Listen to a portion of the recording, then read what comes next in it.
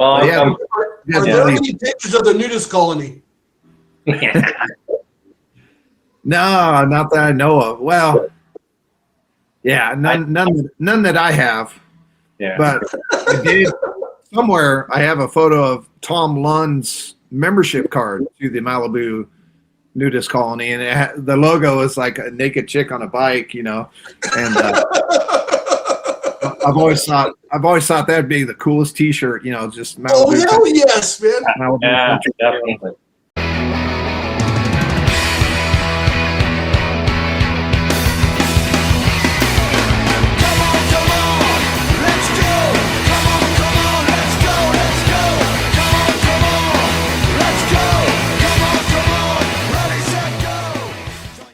Yeah. Dude, I spent all day prepping for this race, dude. Oh, wait. What race are you talking about? Bakersfield. Okay, so where are you at mentally for this race? Have you been doing any bike work at all? Are you going to race the Power Light? What's your plan, dude? I need to know from the horse's mouth here. I'm racing the Power Light, dude. Yeah. Are you really? 30-year-old bike, dude. I'm racing. Right on, man. Right on. I like it. You're staying to your roots, dude.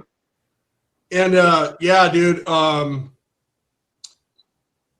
Yeah, I think my brother's gonna come up and watch, so that's gonna be cool. Nice. And yeah. You know, so where am I at mentally? Where are you mentally? What's going on? Are you nervous? I'm excited. I just have a game plan. If I get a decent start, just give everything in the first two straights and try to hold on for the rest of the race to what I have. That's my goal. Are you going to race or no? My plan is to get out there. If I can, I'd like to race. I think I'd like to race because I thought about going just to support you and taking videos, which I could still do. But I'm thinking, but if I go and I just watch Kevin race, I'm going to be like, I should have just raced. Yeah. I already know. I don't think the moto count will be that big on Sunday, so I think we can get out of there by the end of the day. You know, seeing it starts in the morning, hopefully by late afternoon it'll be a wrap because I imagine they're going to have just over 100 motos for that particular race. Yeah. So I don't know what to think, dude. I'm open. I don't have other than just try to get a good start and motor down the first straight. Mm-hmm. Last week I was at Grand Prix I told you about, Mm-hmm. and I think Terry said it, like you get one or two extra cranks in between jumps. I was trying that, and I normally would have done 4 or 5 cranks, then hit the first roller. Yeah. And then coast to the first step jump. I would put 2 more cranks in between the jumps and do 1 more crank before I hit the turn. And so I go in the turn a little faster rather than just pumping and coasting. Yeah. So I think that'll help me. I think that'll help me in the race. But yeah, dude, my goal is to just don't hit the gate. I don't want to hit the gate. I don't want to jump too fast. Mm-hmm. I'm just gonna relax and try to get the best time the best I can, but I can't go early and just try to power it out in the first straight. You're going to hear it's going to go, okay, riders, random start. And then when you hear that first beep, Kevin, you're going to be getting ready to start moving. So it's going to go, okay, riders, random start, and then you're waiting and you're going to hear that boop. As soon as you hear that, you should already start kind of leaning and getting ready to go because you want to go right around the same time. You don't have to snap. You just want to make sure you're rolling out as soon as you have the opportunity to do it. And I think you'll be fine, dude. I know you'll be fine. Watch. Let's play that thing. This is what it sounds like. I'll tell you what I'm talking about. It's kind of fun. I haven't sat here and just talked to you in a while. I know we're waiting for our guest, but this is cool. All right. I hope he comes on. That's all right. Here we go. Okay, riders, random start. Riders ready? Watch the gate. Then you're going. Okay, all right. So you want it when you hear that first. You get ready, dude, because it's going to drop instantly. So you're going to be like, you see what I'm saying? Yeah. Yeah, because like when I was at the track, I was doing just that. I'm like, I'm not going to have the greatest snap. I haven't done this in 3 years. But I know all I got to do is listen for that. As soon as you hear that, dude, you want to be already getting ready, committing to going, and then you'll be like, gone. And to be Kevin Wilson with the whole shot. Factory BMXPERTS Podcast. Looking smooth. All right, dude. So I took my number plate from last race. I cut it down so it fits my bars perfectly, and then I put my ABA number on it, my real number on. 438. I have to have the highest. I have to have the highest number in Cal 24, dude. Where? I got a question for you. Where in the heck is the number on the card? I didn't see Not it on the card. When I signed up, they gave me a temporary membership card, piece of paper, and it has my number on that temporary membership. See, I renewed mine online, so I just the card just showed up. And when I raced locally, I told the track operator, I'm running number 54, and he goes, "You're gonna run 54?" He started smiling. He goes, "Yeah, I know. You know, I got to run it." And he goes, "Okay." So I guess he puts like a Canadian number, so they let me run it. So at a national, I don't know if I can get away with that. So I got to figure that out. I didn't even think about that. I just have to go in there. Yeah. So I made black tape numbers on my cardboard number plate. It's not as big and gaudy. And I went out and I bought a pair of goggles today and a pair of gloves, which I needed badly. Yeah. So I got a pair of they're not mirrored goggles, but they're smoked. You can't see my eyes. And so I got black strap, black helmet, black gloves, and then the kit. And so I think it's kind of cool when you can't see you can't see the people's eyes. Maybe a little intimidating. Hey, dude, is it? Let me ask you. This is a stupid question, dude. Yeah. Okay. Dude, is it frowned upon to talk in the middle of the race? No, I don't think so. You're gonna be kind of winded. It's kind of hard to formulate a sentence. No. What my whole thing is, I used to go like, "Watch out!" or "Hold on!" or "Oh man!" and say something to startle the guy ahead of me, and then it throws them off their game and it slows them down. Has anybody ever done that? Okay, for the record, I have never done that in a race. That's a Kevin Wilson move. Yes, it is a Kevin Wilson move. Have you ever heard people doing this before or no? No. I can tell you what I did last time I raced in the Open. The guys were getting a little tired on I think it was the second or third round, and I had no business passing them because they were better riders than me, but I was sitting third, and I passed them both into the first turn. All I said was inside, and they knew I was coming in. And they're like, "Oh, Pena." And I could hear one of them yelling, and then they immediately passed me back in the next straightaway. But it was cool because I was like, inside, because I was telling them I'm coming in because I was like, I'm going to try to take these guys. And I got inside. Did they get out of your way?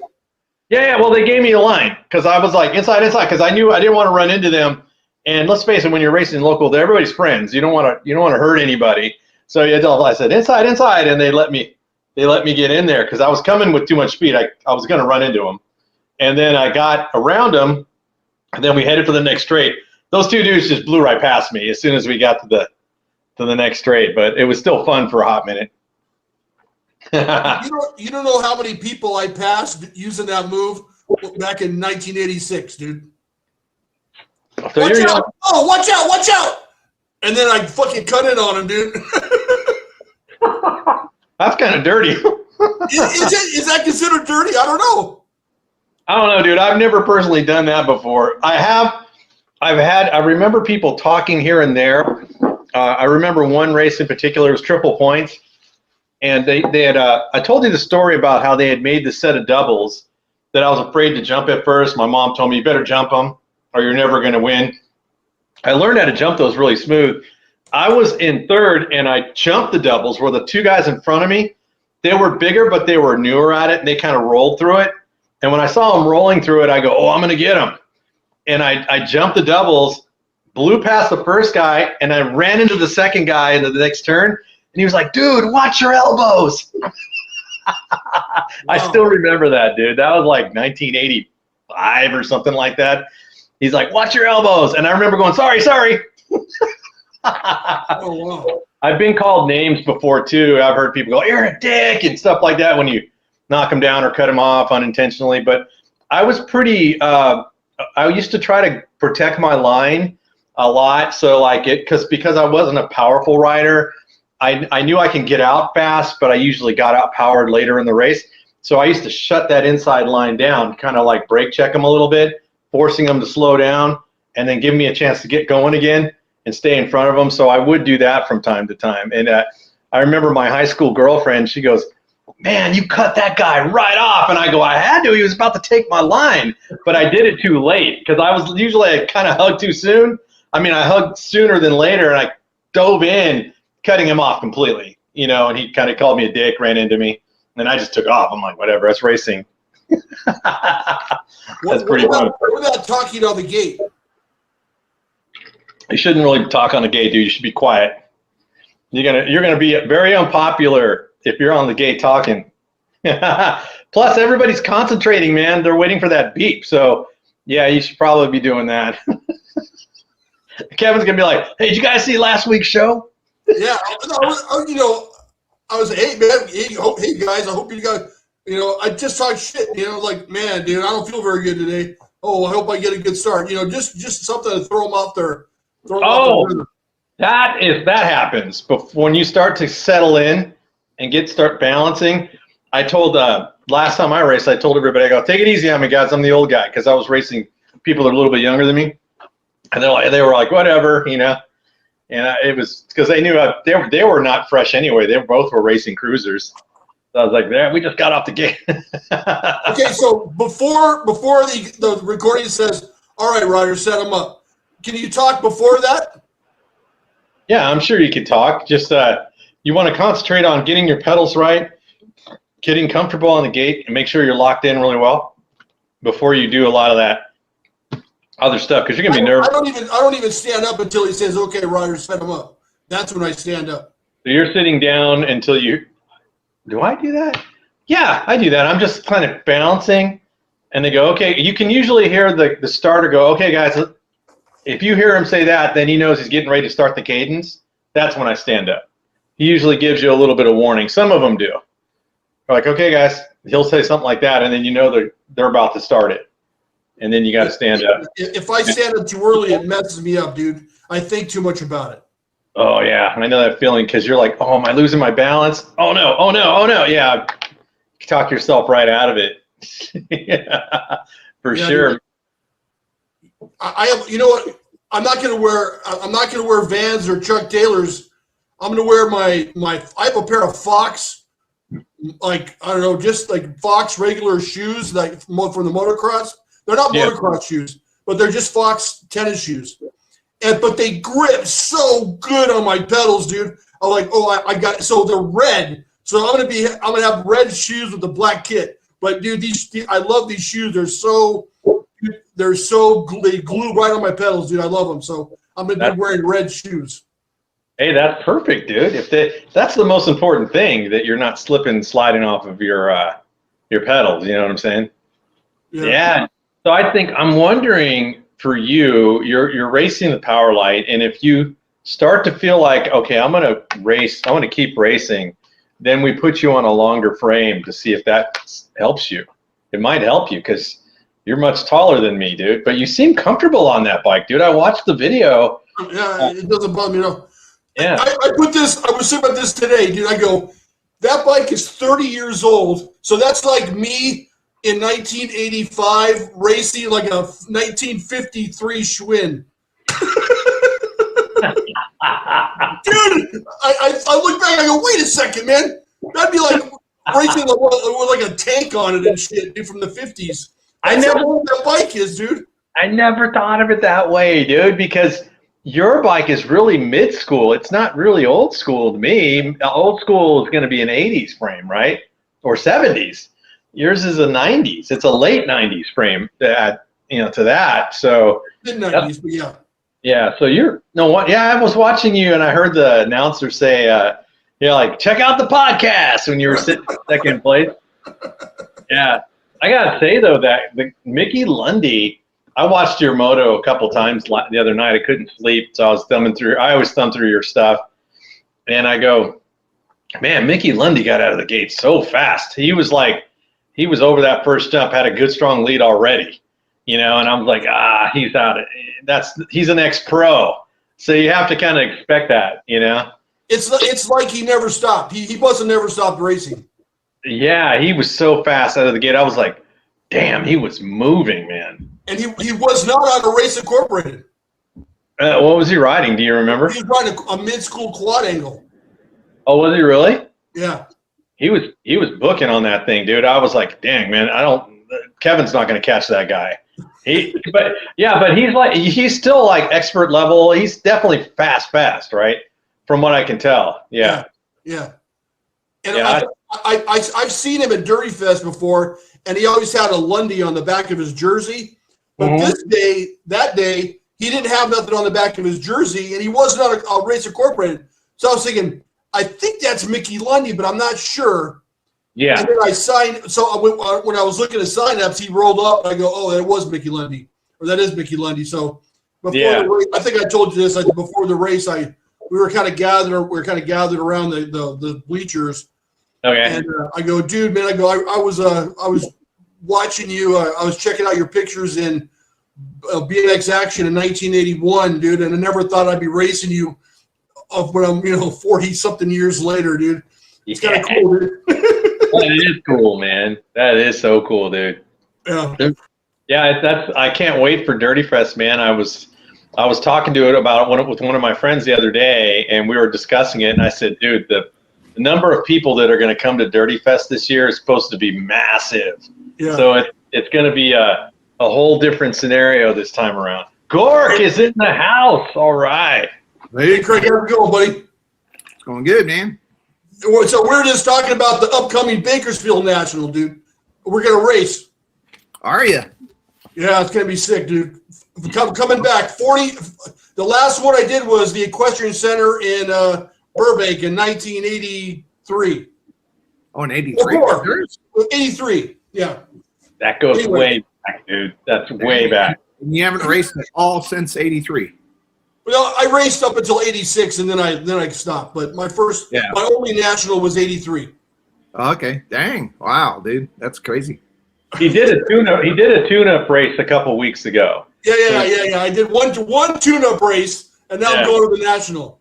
But I'm racing a 96 Power Light, Gork. Oh yeah.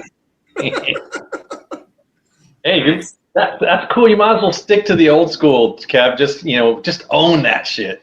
You know what I mean? All right, Kevin, introduce our guest, man. Let's get it started. Hey, before I go any further, man, I'm so excited. I'm tickled pink that Gork agreed to come on because Gork, dude, I think I'm speaking for Danny. Like, our goal in life is to make it to the hall, right, Danny? Oh yeah, we got to get to the hall. Neither of us have ever been there, so our goal is to get to the Hall of Fame and check it out. And we've already have a plan where I'll probably spend like 2 hours in there. Like, okay, this is cool. Then Danny will be in back somewhere reading a magazine, and he'll hours. You'll have to kick him out. Like, you'll say, okay, we're closing up shop. You got to get out of here. But I'm so happy. Thank you very much, Kirk, for joining us, man. Yeah, no, you're welcome, man. It's cool to be on here. You know what's cool, Gork? And I'm just going to jump right into this, man. I was thinking about this today, and you've been able to make BMX into a career pretty much your whole adult life. I mean, you're still in it, and that is amazing, dude. It's like kind of a dream for a lot of us is to go, man, I would love to make a career out of this where you get to go. I know it's still work. It's always going to be work, but to do something that you love and passionate about every single day is super, super fortunate. And how the hell did you do it? I don't know. I guess people say just blessed, you know. I mean, God works in mysterious ways, I guess, you know. So, you know, just feel fortunate, you know. I mean, especially like my very first job when I worked at, I got a job at CW Racing. When I moved down to SoCal and they had nothing really lined up and just things fell into place. So, and then 6 months at CW and I get a call from, you know, Oz, and, you know, they want to interview me for editor, you know, or assistant editor job at BMXA. So it's just, you know, I give all the credit to God, man. That's amazing. I could tell you, I read this, I think it was in another BMX magazine, and they were talking about you based on how good the ABA newspaper started looking. And you were working there. They're like, oh, you can tell that Gork's influence is coming through, because all of a sudden that newspaper looked more like a magazine and it started getting really, really good. It's like you took it from like an association newspaper and made it into an official magazine. And if you look at Pool BMX right now, it's amazing to go through that. And I know a lot of kids can't appreciate it like we can because we grew up flipping pages. And I look at that stuff and I go, man, that's the only existing BMX magazine, if I'm right, that's out there. Yeah. What was it like to when you walked in the ABA, you go, no, this is not what we want to do. I want to do it this way. Was that difficult for you? Did you get a lot of pushback, or did they just give it to you? No, I mean, that's kind of, you know, when I flew out to Arizona or drove out to Arizona for a job interview with Clayton, you know, I mean, first off, as soon as I heard BMX action was ending, you know, and I no longer was going to be employed, ABA was the first place I called, you know, and then, you know, I called them from my house, and then I got to the office and there was a message from Clayton. So at the same exact time, I was thinking the same thing as they were, you know, and when they heard the news that BMXA was no more, you know, that was their first thought as well, was, you know, we got to hire Gork, you know, so that's pretty awesome. And so to get there, and, you know, Denny Griffiths was the editor and photographer, and, you know, in the interview, when I went out there, you know, Clayton's like, well, you know, you're going to have to learn how to take photos. I'm like, yeah, no problem, you know. So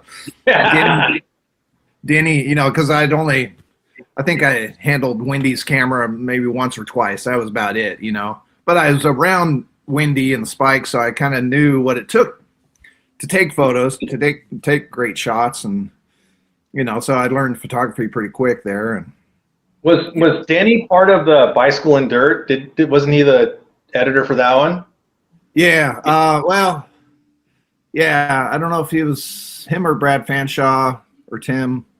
All three of those guys, you know, were doing both. They were doing ABA action and, you know, and Bicycle.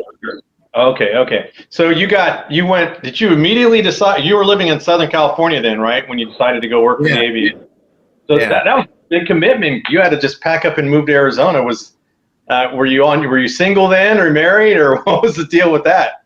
Yeah, no, I was very single. And yeah, it's just, you know, I've always believed, you know, you go where the job is, you know, and, you know, just like how I ended up in Tulsa, you know. Yeah. So, or how I ended up in Seattle. We were working for Redline, you know. It was like, go.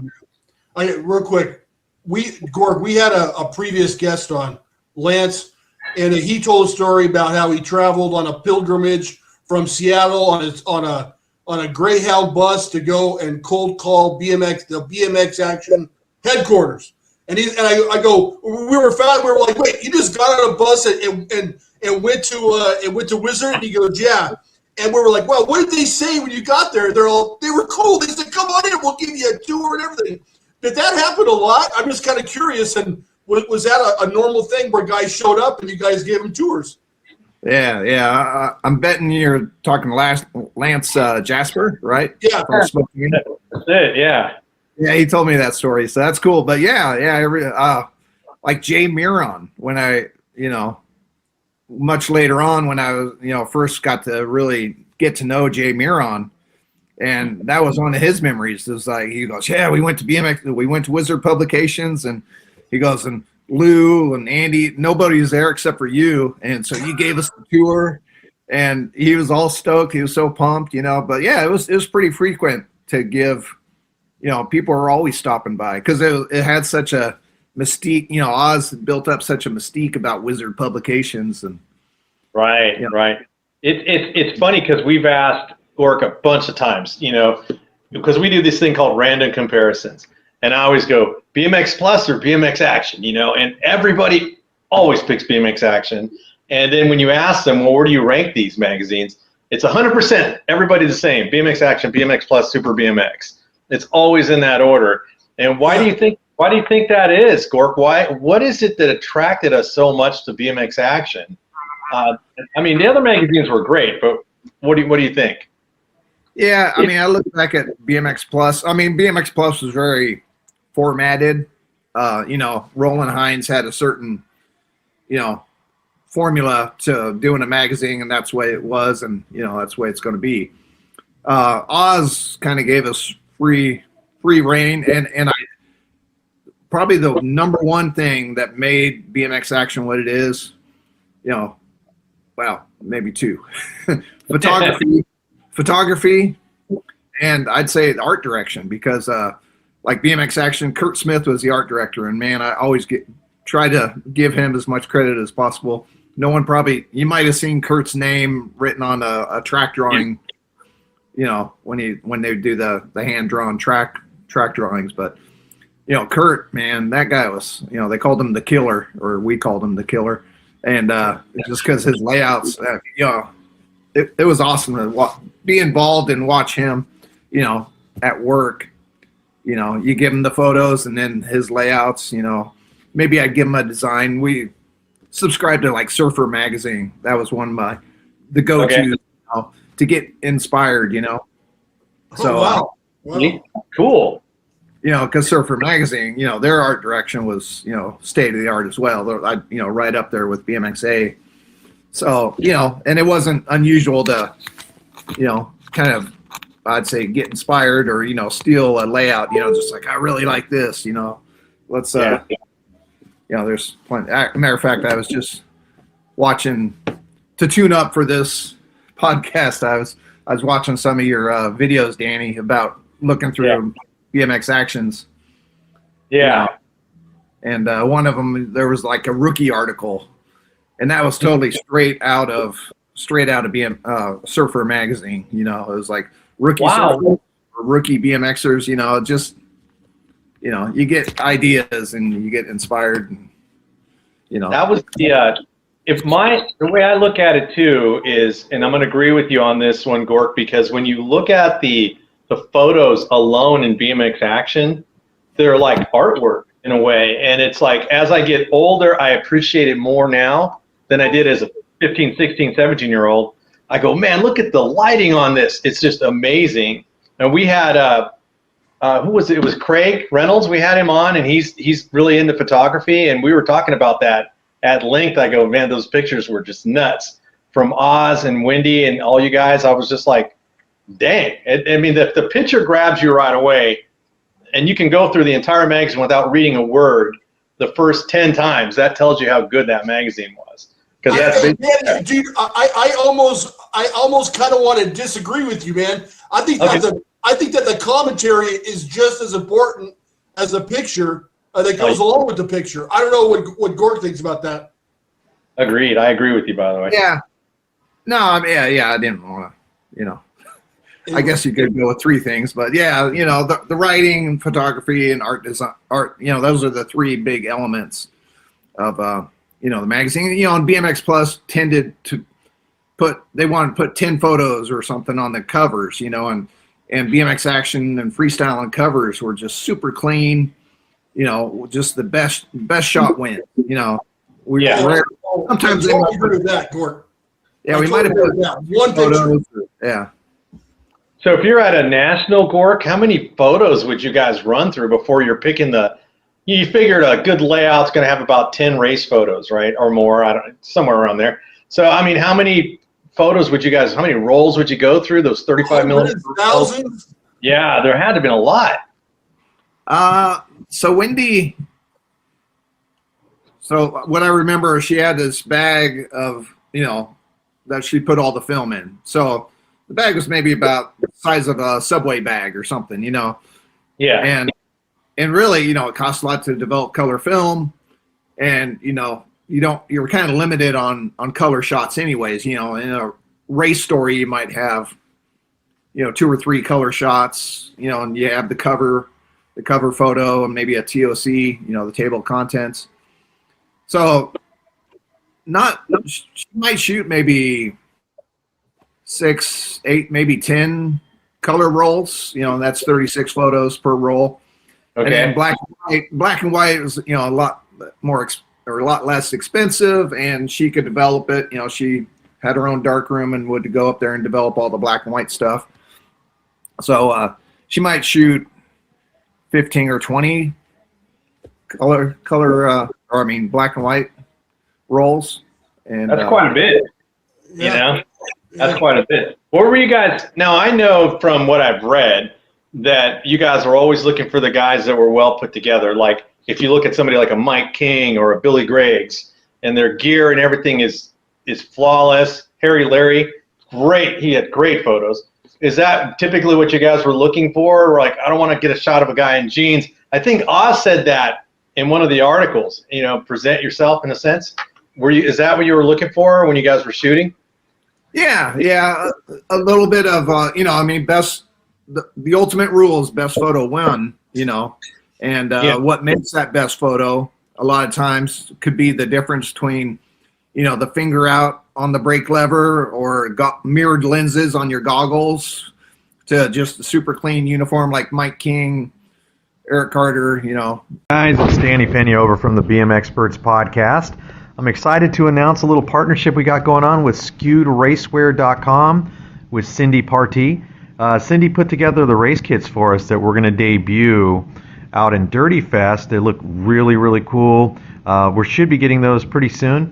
As you can see, here's some examples of what Cindy can do. Now, the cool thing about this is you can get a full-on race kit for about $195.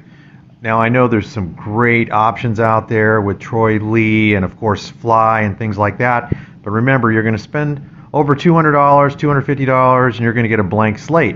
With Cindy, you can basically tell her exactly what you want. You can put the logos where you want. You can put your name where you want, numbers on the back, fully custom colors, any design you want. We're really, really excited. As you can see, some of the Send It crews already rocking that apparel. So I'm looking forward to getting the kit. If you guys are interested in this, again, it's www.skewedраcewear.com. Reach out to Cindy and she'll get you all hooked up. Thanks a lot, guys. Or just super stylish photos. I mean, I don't see it as much today. I don't know if kids see Wally out there on the track by the big triples and like, oh, there's Wally. I want to get a photo, and they'll just launch it and throw some style. Maybe they do, but I do know that when people would see Wendy on the track, ask Todd Slavic or Miranda or like Tommy Brackens, he would talk to Wendy. He'd be going into a turn and go, "Hi, Wendy," and she loved that, So I love and that's so Gork, what makes it better? Finger on the lever or finger off the lever? What's better? Good question. Yeah.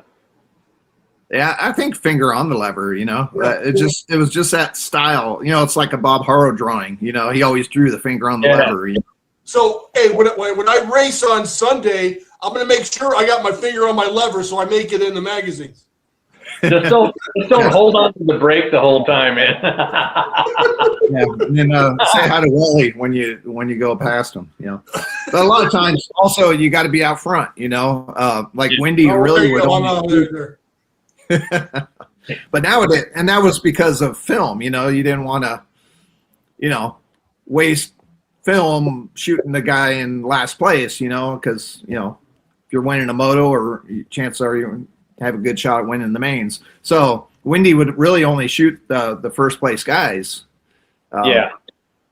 Rarely she might, if some guys, like Billy Griggs, Louisville at the Grands, he crashes on his cruiser and he's getting up, dusting himself off, and then he yells over at Wendy and points to the doubles, and throws that famous cruiser, on this Mongoose cruiser, famous shot. So. Yeah. Well, there was guys that knew how to work the system. Mike King, Billy Griggs, those guys. They knew how it worked, and it worked. So.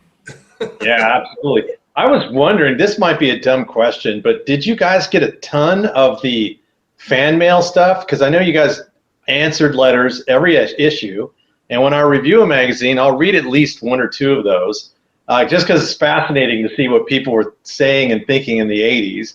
But did you guys get a lot of mail, or was it hard to decipher which one are we going to put in the magazine? A lot of mail. Like I'd say on an average day, you'd maybe get 10 to 15 letters, Dear Gork letters. And, yeah, you can immediately, you're thinking as you're reading it, I can give this one a good response, or this is a good question, and then there's one, this would be a good funny response, or, whatever, And yeah. Don Toshak was the managing editor when I got there. And so he was really good about kind of teaching me, like, you don't have to give a big, long reply. Maybe just a one sentence or sometimes even one word reply is enough. Yeah. So that I did notice that, because I see like Lou answered questions, Oz and you. I can remember those. I think there might have been others, but I can remember your guys' style on some of them. And I saw Lou give a couple of short, quick answers. And somebody, I don't know who it was, said thanks for putting a taco in the letter or something like that, or that's what got the attention. I don't know what that was about. I thought that was pretty funny. Yeah, then I kind of wondered that, because every week, every month, you're going to see letters from writers, and I look at it now fondly, because I go, man, these are just guys like me and Kevin, where we were such big fans, and we just wanted to talk to you guys out there. And I seen you one time at, it was a Stockton National. I want to say it was 87. I think you were racing a cruiser, and you had this cool BMX Action jersey. It was like kind of like all sideways all over the jersey and stuff. I go, that's Gork. You had long ass hair. Coming out. I thought that was super cool. And I look at you like I do any other BMX pro, because you've been such an icon in the sport, and this entire time, which I think is really, really cool. Yeah. Anything? Yeah. Go ahead, Kevin. I have a question before I forget this, Gork. I'm going to tell you a little story. When I raced BMX, I raced for a bike shop called Main Bikes out of Alhambra, California. Bike. And people make fun of me because I'm always talking about Main Bikes. But at Main Bikes for years, he had a tandem Gary Littlejohn 20-inch red bike in the window for years, right? And we would go by this bike and we would say, I would never touch that bike with a 10-foot pole. It's ugly. Who would want this thing, right? As I matured, that's my two grail bikes is the 20-inch Gary Littlejohn tandem, and then the pit bike tandem. Yeah. Somebody told me that there was a red tandem Gary Littlejohn at a bike shop in Northern California. Is that your brother's shop that has that bike, or no? Not a red one. He has a white one at his shop. Okay, all right. Not a red one. Okay. No, red. I think all the ones I've ever seen are white. So seeing a red one is, I think, kind of rare, from what I recall. All right. Anyway, yeah, I was hoping they were kind of butt ugly, kind of stupid, but it's a Little John. So I mean, we had a tandem when we were, because my brother and I, we knew Gary pretty well, and he helped support us and stuff. So.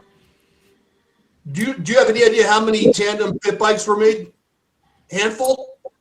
Pit bikes. A Little John pit bike? Tandem. Oh, you said tandem pit bike. That's why I was like, there was tandem. 20? Are you talking tandem pit bikes or just pit bikes? Gary Littlejohn tandem pit bike. Wow, man. That is, huh? Have you never seen them? I don't think so. Wow. I don't recall those. Yeah. They're out there. You stumbled across the Holy Grail, dude, because yeah. Well, anyways, thanks for answering that. I was curious if your brother grabbed it. What I would Rex say, Gork, if you don't mind, is would there ever be a coffee book for a coffee table book for BMX action where you take all the greatest photos from the entire series and create a book for freestyle and BMX racing? Would that be something that would be a possibility, or who even owns the rights to those photos? Well, it'd be Oz, or maybe Toby now, since Toby licensed or owns the trademark. But I think the past, what Toby owns right now is whatever he does with BMX bicycle motocross action. But yeah, that's a good question. I don't, it would be cool. It'd be neat to do kind of like what Dennis, what they did with the bicycle motocross news, books, go volume by volume, and have the whole entire issue in just a coffee table book. That'd be kind of cool. Yeah, I would love something like that. I can tell you right now, I'd probably not be able to put it down. And there is man, Gork, I got to tell you, over social media, over the last, I'm going to say 5 years, there's like this explosion of old BMX race photos that are being shared on social media. And I often wonder, me and Kevin even talked about it, has anybody ever given you a hard time about using these pictures and images that we don't have rights to? And I go, not yet. Because that's an awful question, Danny. Does God care?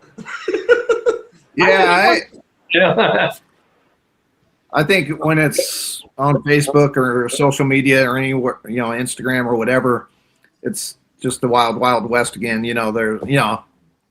No one's, if that's my photo, which I see a lot, or Wendy, there's some photographers that would prefer to have a photo credit. I wouldn't mind having a photo credit every once in a while, because that's like, that's my photo, and I can see that. If you can, I guess give, the photographers would prefer to get a photo credit, give it to Mike Caruth or Spike or Wendy. Russ, right? Well, Russ had all the good stuff. Yeah. Now they have done a good job with Russ's archives. There's either photo by Russ Kawa on the right side or photo by Russ Kawa on the left side, and that determines on.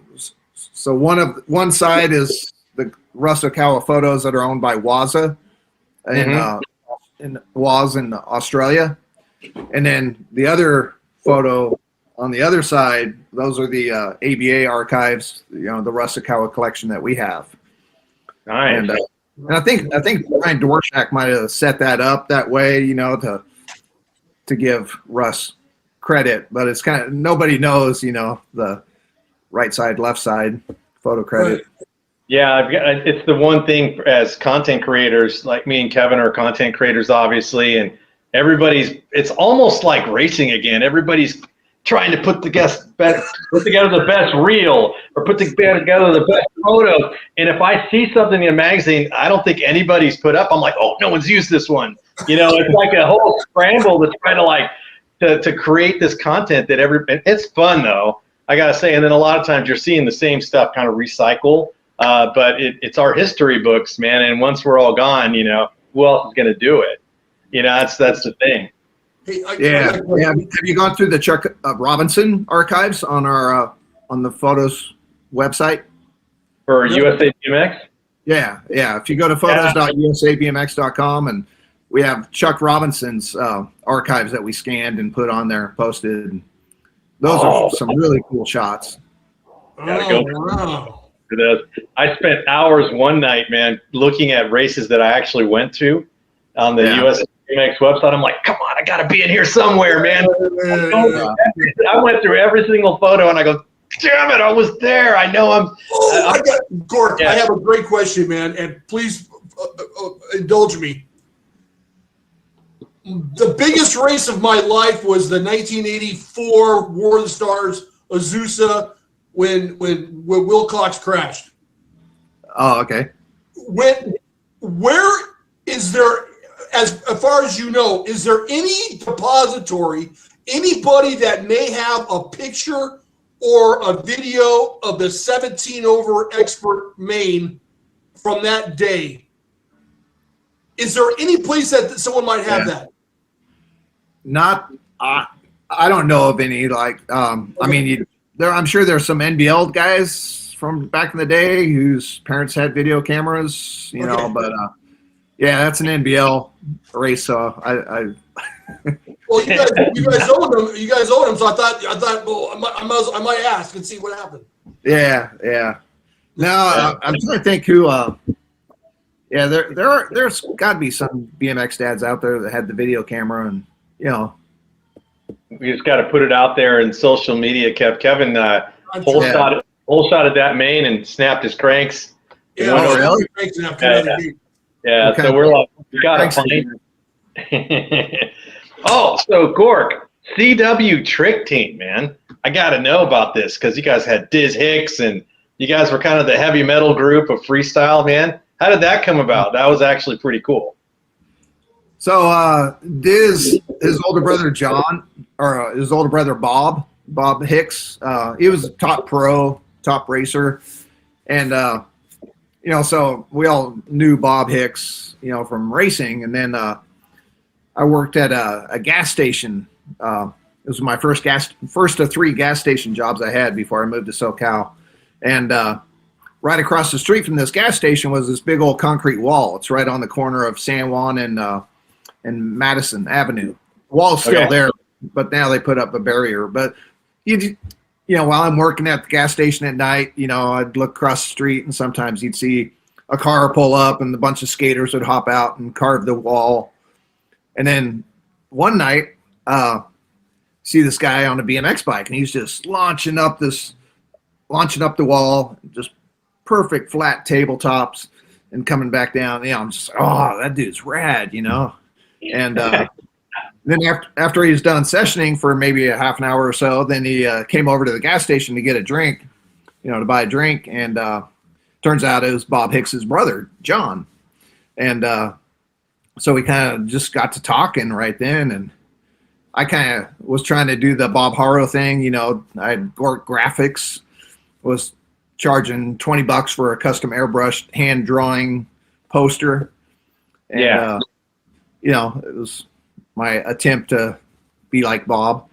And so I was like, man, that'd be cool to get a trick team. You know, we should form a trick team, you know. You know, he's, you know, I could just tell instantly that he had style, you know, and I wanted to do the promotional aspect, and I could announce or whatever, and, you know, I could promote the heck out of it.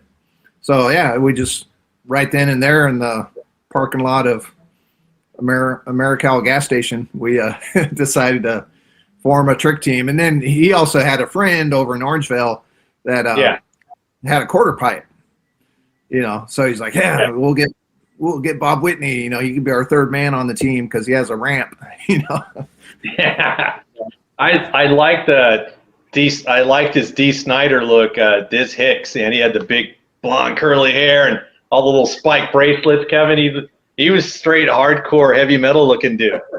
Yeah. I mean, we were both into the same kind of music. You know, I introduced him to some new bands that he had never heard of, and you know, he introduced me to some speed metal bands that, you know, I was never into. But you know, we rode. You know, we wanted our shows to be like a rock concert, basically. You know.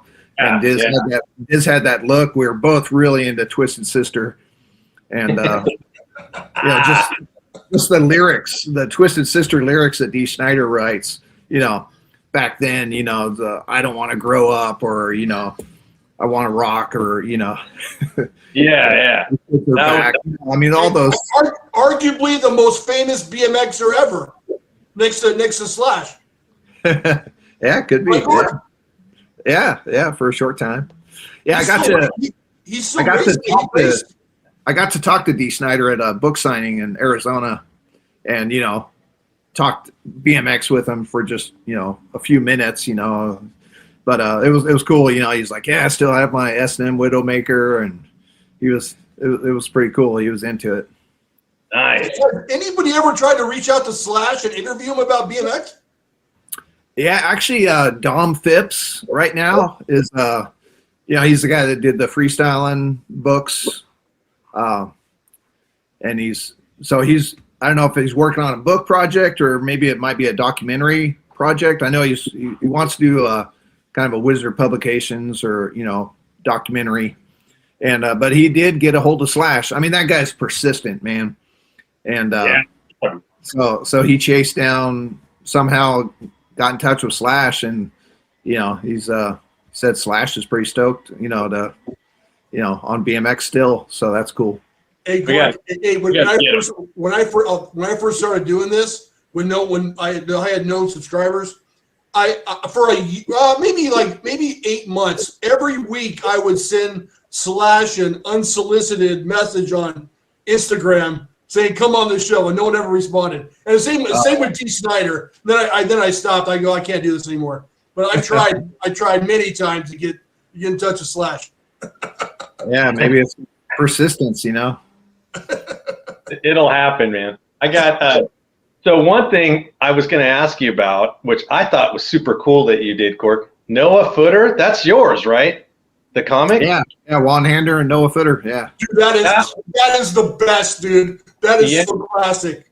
I love that, and I'm like, hey, yo, this is its own thing. It's not Radical Rick, and it was almost like relatable. Like when you were reading it as a kid, you're like, hey, man, this is my life. And you're a great artist, dude. So where did the whole idea of the concept of that comic come from? Just I used to draw comic books, BMX comic books, and they were basically for all our friends, the gang of BMXers that we hung out with. I'd include them. Actually, Juan Hander is kind of modeled, his helmet head that he has. Yeah, the hairdo. That was my buddy Alan Nickel, who's no longer with us. But Alan was the inspiration for Juan Hander, and I guess Noah with his kind of long hair, it was kind of my hairdo, or back then at the day. But yeah, it was just kind of. I went from comic books, the Gork comics. I had maybe 3 or 4 episodes, and all my friends would just take them home and read it and pass it along to the next guy or whatever. So, yeah, I mean, like I said, Bob Harrow, I wanted to emulate Bob Harrow as much as I could. So that's where the drawing, my drawing skills, I was always kind of an artist, but, I was super inspired by the drawing, the work of Bob Harrow. I'm sorry. I was going to say the Grab On Kid was, the ultimate cartoon in my book. Forgot about that. Yeah. Any of the storylines in the comics mirror real life? Did you take your real life experience from racing or jumping or riding street riding, and did any of those stories matriculate into the comics? But do that kind of curiosity? Yeah, probably. Or just weird. Like one of my favorite Hander and Footers was I think when Juan starts telling himself, how great he is, and he gets a swelled head and he can't take his helmet off, he can't fit in the cab of the Datsun pickup, so he has to sit in the back bed, the truck bed, and rush into the hospital and to get his helmet out, get his head out of the helmet, and it just gets even bigger after the pops out of the helmet, and then all the doctors just tell him, "You suck, you're the worst," and they just put him down. and it deflates his head, so writers with big heads, that was just my take on it. It's like, you always, oh, that guy's got a big head, and so I just took it more literal. I love that. Do you have any of your artwork out there, Gork, that you actually put out online, that you sell or anything like that? Yeah, actually, you can buy original Gork art. I've only sold maybe a couple pieces, but I have a Art Pal.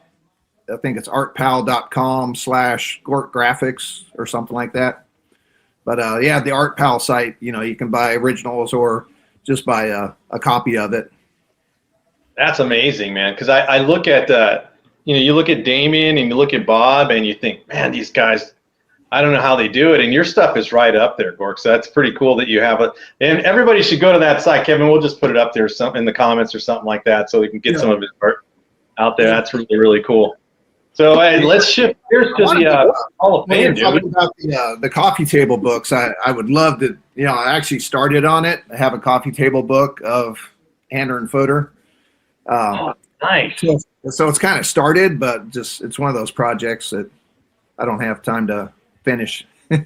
Like so many projects, And there's the name of the episode, hander and footer. There you go, man. And it's funny, Kev, because I've always been envious of people that can draw really well. Like both my daughters can draw really well, especially my youngest daughter. And I'm so envious they could just sit down and create something. I can't do it. I suck. I don't know about you, Kevin. Do you have any drawing skills at all? I used to try to draw we used to do the SC logo on our notebooks, right? And I could never even get the SC, the logo. We went hours. We'd try to draw the SC logo, and then it switched from BMX Innovations to We Make It Happen to what was the taglines? Am I missing one, Gork? Yeah, I don't remember. You nailed it. Innovations, We Make It Happen, and there was another one I can't remember. But yeah, I couldn't draw worth a shit. Yeah, I got. I was in high school and I was tracing one of Bob Harrow's photos, and I took it to class and I was kind of shading it in, and people are like, "You drew that?" I'm like, "Yeah." I did not draw anything, dude. I had that on my parents' glass coffee. Remember the 80s? You had the big glass coffee table. So I put a piece of paper on the coffee table, and it'd be on top of the drawing, and I put a desk lamp underneath the coffee table. So I would sit there and trace it all out because I couldn't really draw it myself. Sorry, guys. Real quick, Gork, in high school you were a metalhead? Yeah. Oh yeah, man. Yeah, Saxon, Riot, Girl School were my top 3 bands, I guess, of all time. And Saxon, dude, Saxon. Well, Tonight We're on the Loose, dude. That's a great song, man. I love that song. Wheels of Steel, man. That was I had a Datsun mini truck on the back of the truck bed. I got rid of the Datsun logo and painted Wheels of Steel, and I had the Saxon logo. Nice. So you didn't have it lowered though. It was just a normal height. It was a little jacked. It was big. It was jacked in the rear. Actually, I recently put a photo on my Facebook of it with Diz. Diz was jumping over my truck. So that's my pride and joy. I love the mini truck craze, dude. Like I was always jealous of guys that had cool mini trucks. You look at like Billy Griggs and was it Jeff Donnell's mini truck, and I'd see him in the magazine, and I go, man, I want a mini truck. I never had one, dude. That's awesome. In our city, lowered bugs were really popular. Souped up bugs with big engines in the back. Those are really popular in our city. Oh yeah. That's absolutely. Yeah. So where'd you grow up, Kevin? South Pasadena. Okay. How about you, Danny? I was in Union City, California, so the Bay Area is where I grew up at. Yeah. He's NorCal. He didn't count. Yeah, NorCal. And hey, it's so weird because Kevin's SoCal, I'm NorCal, and it's so weird. We're like, we should be rivals, but I'm stuck with this dude, That's funny. So Gork, man, what's going on with this Hall of Fame, man? I know everybody's asked you a million questions. I can throw a few at you. I mean, how much stuff do you have in your archives that's not even out? You have tons of stuff in the warehouse somewhere, or is it pretty much you see what you get? Well, yeah, right now I'm still displaying almost everything. There's maybe a few items in the Hall of Fame closet. Mostly, uniforms that I'll swap out on the mannequins or jerseys that I'll, whenever we get a scissor lift, and I'll swap out jerseys for certain riders, if we have multiple, Levesque's Sun jersey or Levesque's Specialized jersey, I'll swap them out every time, stuff like that. Is there room to expand it? Are you guys do you plan to take it bigger, or is it going to just be contained in that one building? Yeah, it'll always be in that one building. It's just, the ceiling, I can fill that up with more bikes. Stage 3, or is kind of we have these. I call them the Mercedes logos. It's this little triangle that looks like a Mercedes logo on each of the round pods. Yeah. So right now the bikes are just on the pod, but I can go the bikes on top of those, Mercedes logos. That will be like the second level, and then the third level or fourth level is up in the rafters. Nice. Is this all? Are you the interior designer of the thing, or is there more people involved that help design the way this thing looks? Yeah, no, it's mostly been all me. We Wow. When they first started talking about doing it, I had my ideas and my sketches and all that, and they brought in a group called DI, which is out of Kansas City, and they're the ones that did the Evel Knievel Museum. And, wow. at the time, our marketing guy wanted to go with DI, because he thought it was an unlimited budget at ABA, and I gave DI my sketches, and then they came up with their own plan, and just for them to come up with their versions, their 3D models, drawings and stuff. It was a ridiculous amount of money, and then to pull it off, then it was going to be like $500,000 or something even crazier. So that's when BA is just like, and that was right around COVID. So It's like, all right, we're not using DI. And so that's when they said, just, Gork, run with it, do what you want. And, Tony D helped a little bit, like secure the pods and stuff like that for us. But basically, it laid out very well. Like, I've only seen videos, like Kevin alluded to it earlier. It's our goal to get there and film and do some stuff, but it's just laid out really well from what I can see. I mean, I wouldn't want that responsibility. It would pretty much look like it'd just be so random. If I did. Hey, Gork, is that frowned upon? Do two yahoos like us show up at the Hall of Fame and start filming and talking? Do you guys care, or does it have to be approved ahead of time? You're approved right now, man. Yeah, if you guys want to, like last year was cool. We had Dirty Knobs come out, Miranda and James, minus EC, they came and they, I set them up in the archive room, and, it's a nice quiet room. It's perfect for podcasting. And yeah, if you guys wanted to come out and do it live from Tulsa, go for it, man. Nice, dude, nice. Hey, Danny, you know what? When I think about the archives at the BMX at the Hall of Fame, I think of like the end of Indiana Jones, where there's just boxes and boxes of endless stuff that's lost forever. That people donate stuff, and it's like, I don't know where it is. It's back there somewhere. That's what I think of when I think about the archives, dude. Yeah. Well, on one side we have all the magazines, and then on the other side of the room is all the file cabinets, and that has every photo from the ABA from the beginning, 1978, 79 photos all the way to, until we went digital around 2001 or 2002 is when they kind of made that switch. But or maybe later. I have a question. You don't have. I mean, I don't know how to ask this, but is the Hall of Fame a drain on the sanction, or do you guys make money, or does it break even? I'm just kind of curious if does it generate revenue to sustain itself, or does it supported by the sanction?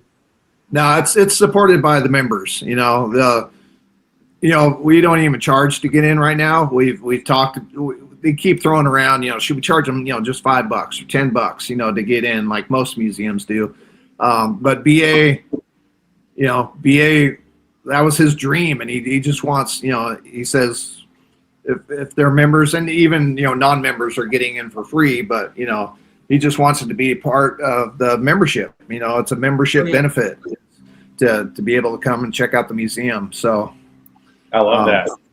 A lot of I mean it's awesome that BA has that attitude. The same attitude that his dad had about preserving the sports history and really showing off, the evolution of the bicycle and of tracks and of riders and, and honoring, all the Hall of Famers. That was originally a Bernie idea, and then BA is now keeping his father's dream alive, That's awesome. Is there like go ahead. Besides Eric Carter's jersey, is there one thing that you guys are chasing? Is there one holy grail thing that you guys are looking for, or do you guys have everything you guys want right at this point? Man, that's a good question. Man, I mean, there's I could come up with a list. There's not Eric Carter's not the only one that doesn't have a jersey on the wall.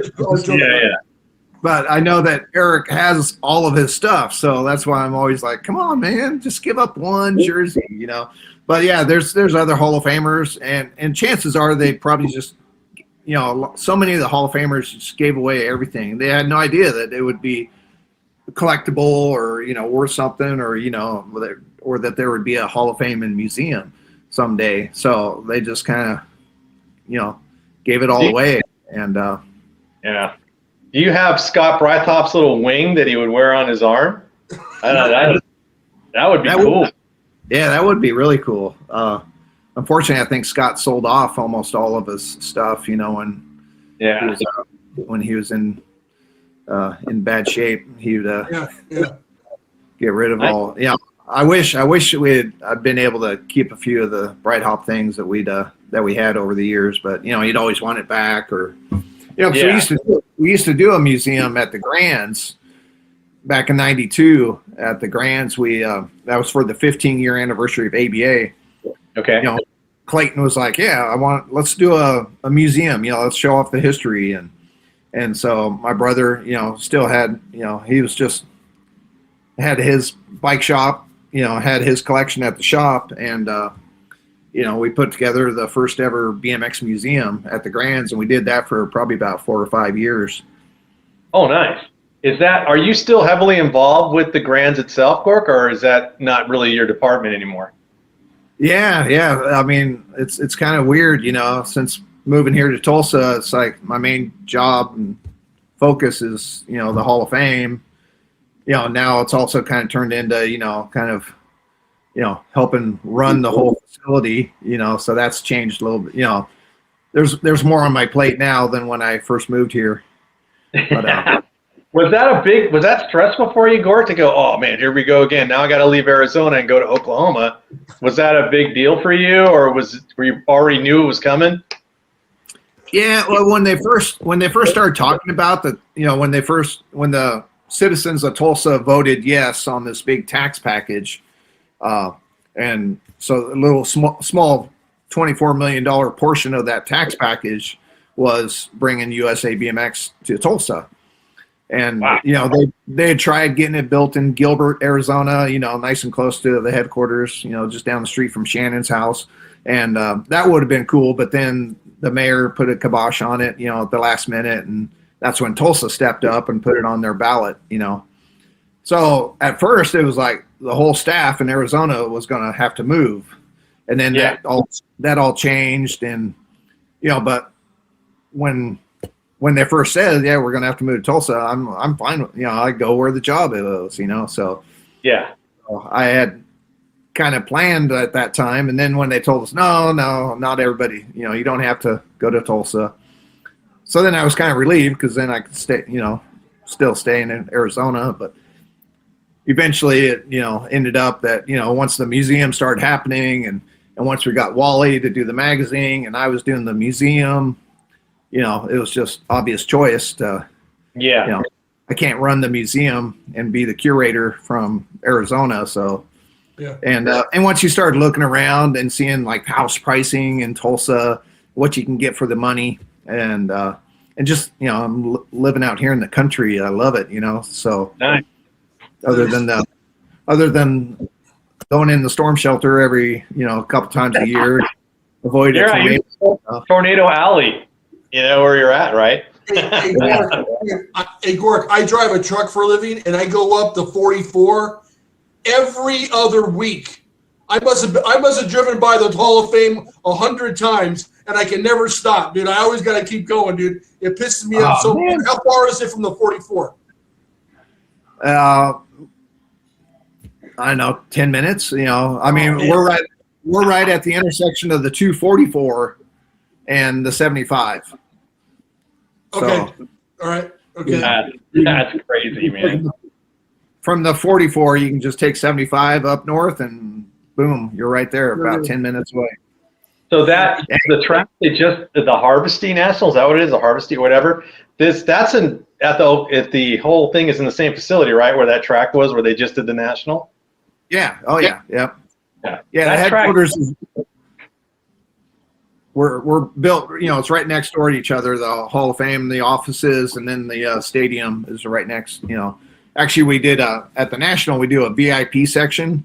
So we have an upper deck where all the offices are. We open up the garage doors, and everybody hangs out on the VIP deck, and you look down on the track. It's the best view. The ultimate spectating spot. Wow. I want to work there, Kevin. I just want to sit and want my office to overlook the track. Dude, it's insane. One question. Do you guys at the Hall of Fame? Are you guys open to people cold calling you guys saying, "Hey, I got this, I got that. Do you want it?" Or do you frown upon that because it's like we got enough of that? We get too many offers. Are you guys open to that type of thing, or do you guys no, we don't want to be contacted? Yeah, no, I'm all about donations, man. Whatever it is. I mean, if it's something that we might already have, maybe I might say, you can keep it or whatever. But for the most part, really, the majority, I'd say 90% of what we have on display is all donated, by either the Hall of Famers or collectors. There's, we have a loaner and a donor program, but we prefer the donors, the things that are on loan are like the super rare, like the DG California Pro, like Kelly Swanson or the Husqvarna that he's loaned us. And, but yeah, a lot of the Hall of Famers just like, keep it, Gork, I had one of my first guests that I talked to way before Danny, Phil Latham, with the bra. Did you put his stuff up in the Hall of Fame, right? A little on the triangle. Yeah, I'm trying to think what. Yeah. So Phil, racing out of Burbank. Yeah, yep, out of Burbank. Yeah, the Happy Days. Yeah. Yeah, you knew Potsy was racing, and I Phil interviewed him. He came on the show and fascinating. Danny, this guy, both the brothers, right? It was what's his name again for Happy Days? What are you talking about? The characters? No, who was the actor that was in Happy Days? Ron Howard, the Howard Showdown.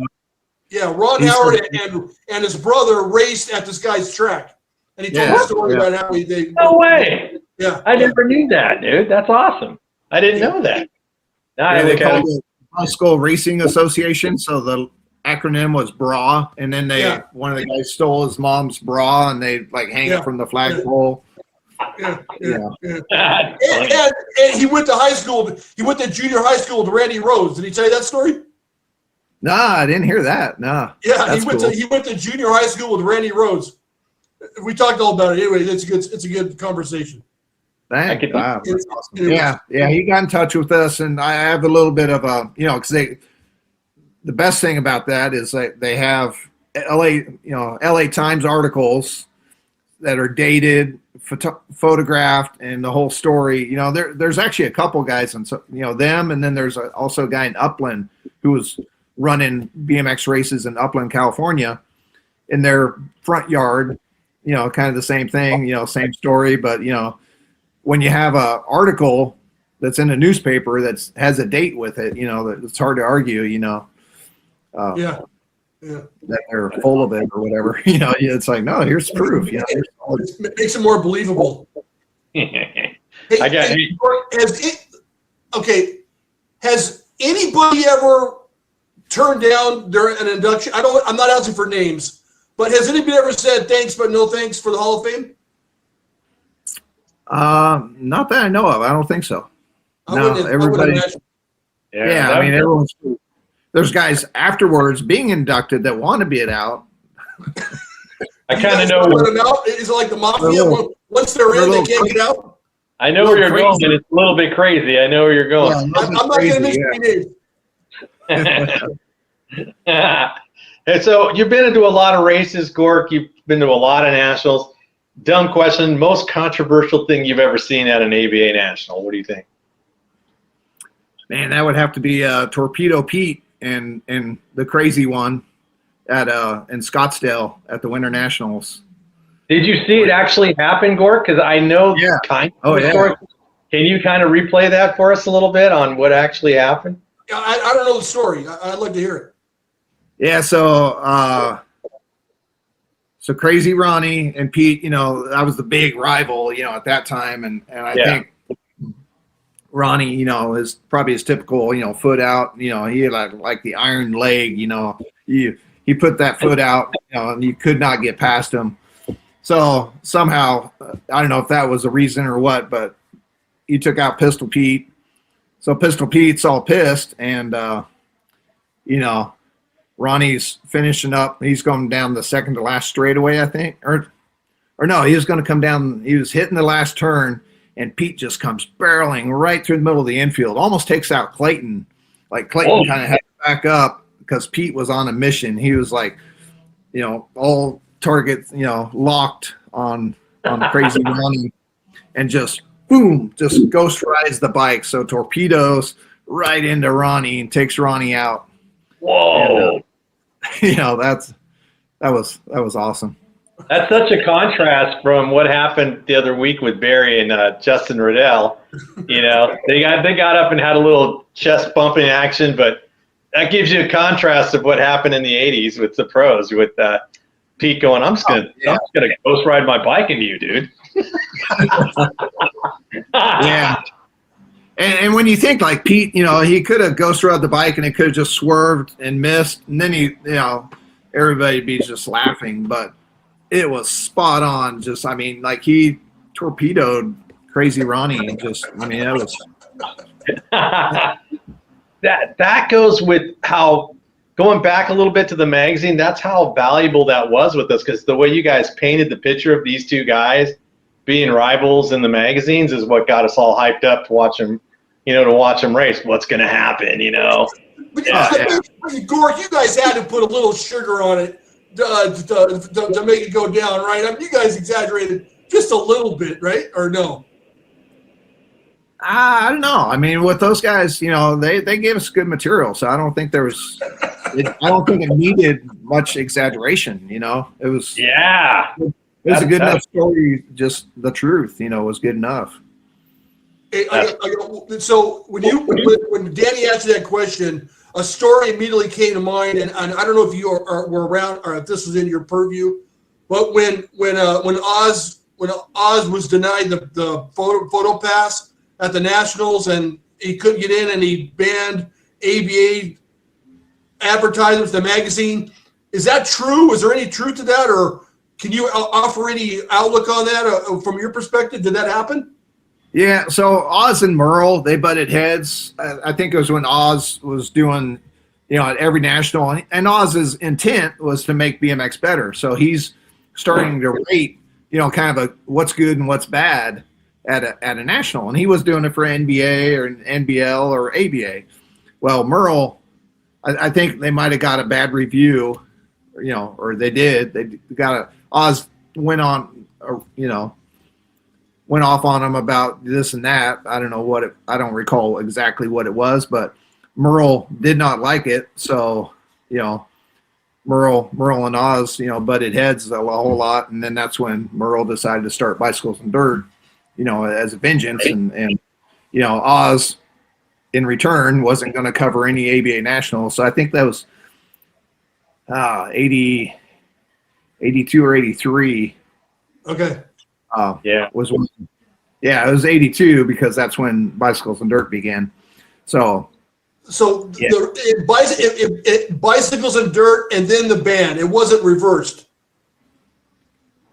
As far as I know, from what I hear, from what I recall, Clayton used to tell the story all the time, because Merle wasn't only going to start a magazine, but he wanted to make it better than BMX Action, but it had no had no chance, Yeah, it didn't work It out. was a decent magazine to read until you got your BMX Action magazine. I'll just put it to you that way. It was not a horrible magazine, but BMX Action was just, sitting on top of that pedestal, Yeah, I don't know. I'm not a fan of Bicycles and Dirt. Sorry, Tim and Brad. But, Are they in your archive? yeah. Oh, yeah. We have all the bicycles, all the bad magazines are there. What's the oldest documented picture in the archive? Is it from Mackler in Santa Monica, or is there something before that? All the Mackler photos that we have from Palms Park are like later 80s. I don't think we have any. Well, I don't know. There might be a few early Palms Park photos, but no, I'd say the earliest shots in the archives was probably Russ Akawa's, the 70, 73, 74s.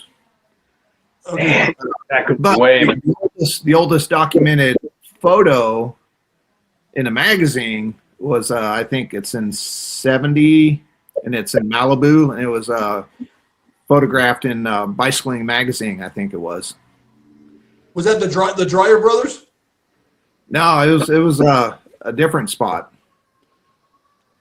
Yeah, it was before Dreyer. But it was kind of more like a On Any Sunday intro. The Okay. kids are just ripping around a dirt lot and power sliding But yeah, some of the early documented. Dirt Bike had a good article, I think, in 74, and then Bicycling, I think, was 75 later. But they had that photo, Or then there's also an article about the High Torque right next. They had a dirt lot right next to the old High Torque publications, and kids were out there racing, jumping, and pretending they're just like On Any Sunday. And Yeah.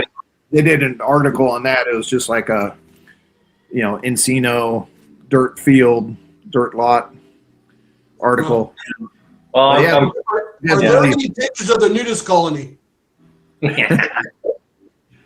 No, not that I know of. Well, yeah, none that I have. Yeah. But I did somewhere. I have a photo of Tom Lund's membership card to the Malibu nudist colony, and the logo is like a naked chick on a bike, And I've always thought that'd be the coolest T-shirt, just Malibu. Oh hell yes, man! Malibu Yeah, country. definitely. So if you guys make the coffee table book, Gork, make sure you give me credit for the idea. That would have to be the cover, man. Oh, that'd be sweet. All right. Hey, Gork, you want to do some trivia, or do you got more questions for him, Kevin? I don't want to keep him too long. We're pushing it. No, Gork, it's a pleasure to play, if you would play BMX or trivia with me, bud. Yeah, no, I'm all for that. Yeah, I've seen a few of your episodes with your trivia, and I'm always like, get it right away. So I think I'm in trouble. come on. All right. So, Gork, this is pretty simple. You've seen it before. You can pick BMX or you can pick pop culture as your category. Doesn't matter, either one. If you miss it, Kevin can steal it, and vice versa. If he misses it, you can steal it. Don't yell out the answers until it's your turn. Lately, people have been doing that. I'm like, don't you know how to play? All right, Gork, you're the guest. You get to go first. Good luck, Gork. Give him the virtual handshake. All right, here we go. You want to do BMX or pop culture? What are you feeling? Yeah, we'll go different. Let's go pop culture. All right, here we go. You know what, Kevin? Before I do that, I say "here we go" a lot. I was scrolling through all your shorts, and you hear me going, "All right, here we go." Here we go. Here we go. Here we go. I need to get a T-shirt that just says "here we go." Yeah. All right. The 1982. This album came out in 1982 and became the best-selling album of all time. What album is that? That'd be Pink Floyd, Dark Side of the Moon, or Good guess, but that's not the answer. Kevin, do you know? I think I know it, dude. What is it? It should be the Eagles' greatest hits, right? Thriller. Thriller is the greatest selling album of all time. Eagles in second. Okay. Yeah. All right. And then, hey, go see the movie, guys. It's awesome. I keep telling everybody to go see it. I loved it, the Michael Jackson thing. All right, nobody got that one. Kevin, it's your turn. What do you want to do? BMX. All right, BMX. In 1985, the U is located in Palmdale, Temecula, or Riverside? The U. Palmdale. Palmdale. You got that one. Good job, Kev. All right, Gork, what do you want to do? We'll go BMX. All right, here we go. Jeff Schofield in 1985 raced for what factory team? Was it Hutch, GT, or CW? GT. GT. All right. You probably didn't even need multiple choice for that one. Yeah. It's a cool. I saw a cool picture of him. It's right here. It's him and Chicken George they're battling the little dudes. Yeah, that's great awesome. stuff. Yeah, awesome shot. All right, Kev, what do you want to do? The photo below that one. What's that one? Who's the photo below it? Number 34. It just says BMX Action's Massive Equipment Guide. Who is this? Is that you, dude? Yeah. Yeah, there you go. I love it, man. Hey, this was at a time when all three of us had great hair. Yeah. That's awesome. All right, let's move on. Kev, is it your turn? Yeah, BMX. All right, here we go. We did that one. Okay, 1985. Whose company slogan is the real number one? Is it Diamondback, GT, or Mongoose? The real number one. Mongoose. It's a miss. Can you steal it, Gork? GT. GT. That was the slogan. Kevin, you might be in trouble. There's actually a GT documentary that they're just working on right now, and that's the title of the documentary is The Real Number One. Oh, there you go. I didn't even know that.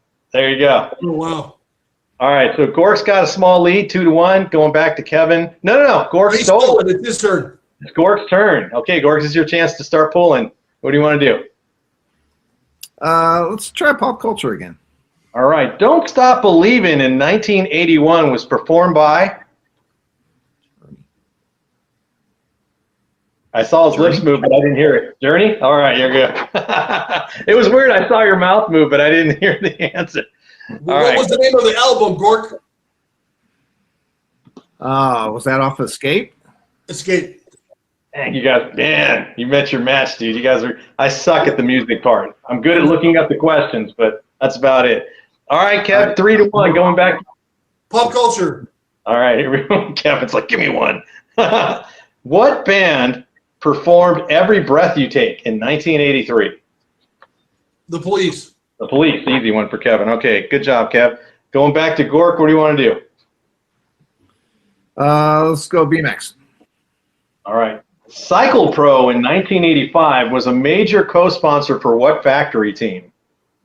GHP. GHP. Good job. All right, Kev, it's up to you now. Pop culture. I'm taking out the gloves, dude. I knew you were going to do that, dude. All right.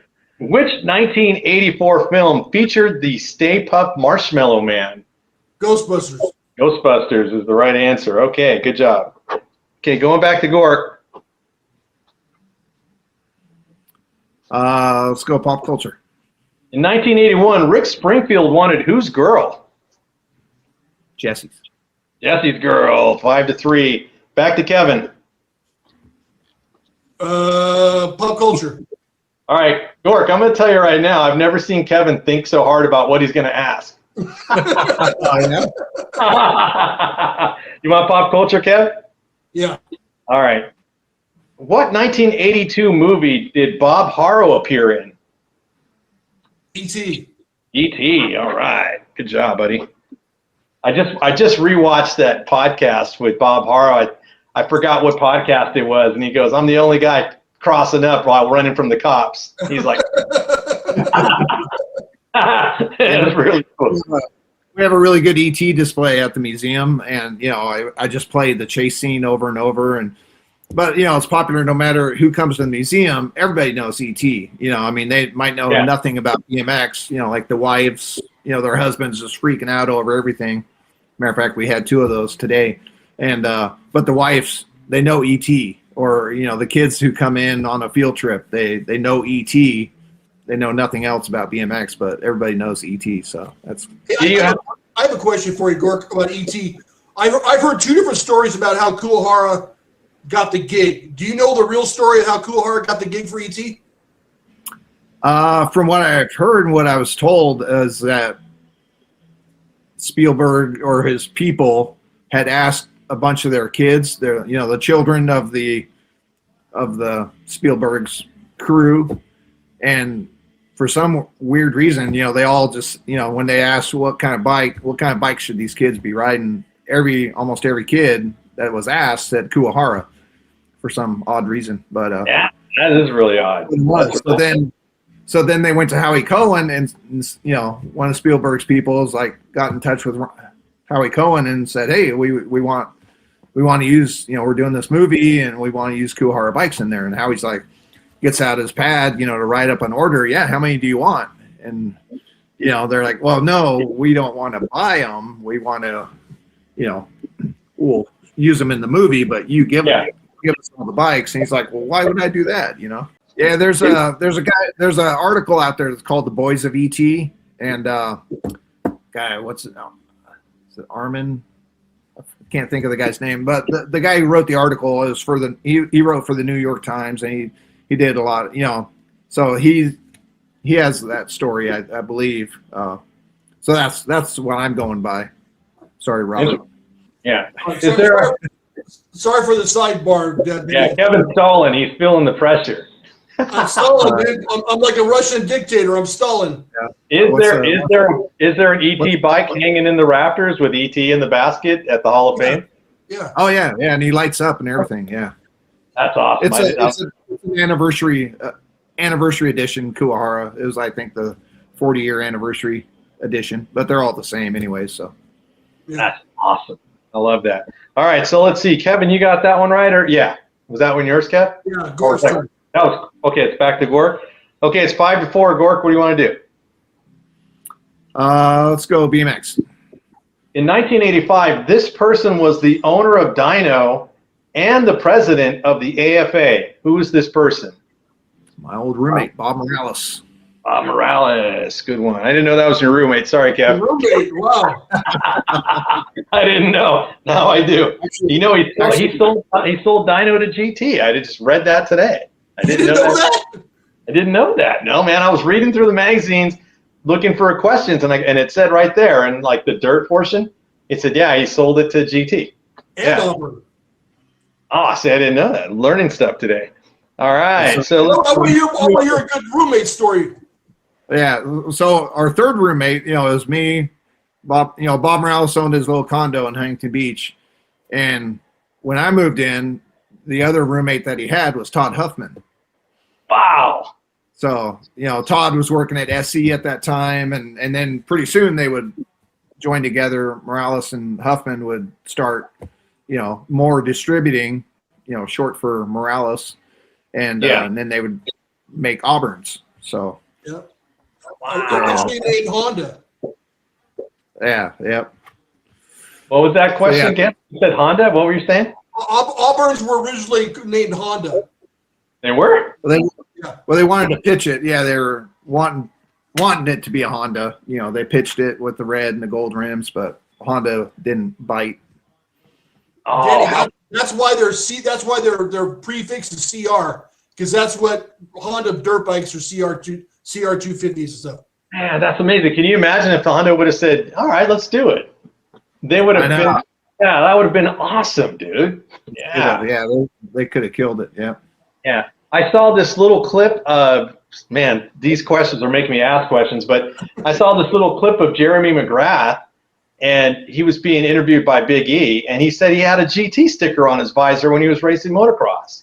I didn't know that. I thought that was freaking cool. That's cool. Yeah. You got to watch that whole interview with Jeremy McGrath. It's on the Yoshimura podcast, and it's awesome.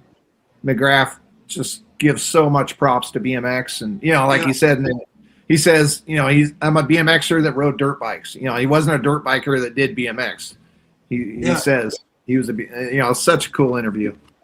I think Big E's coming on next week. Yeah, he's coming soon.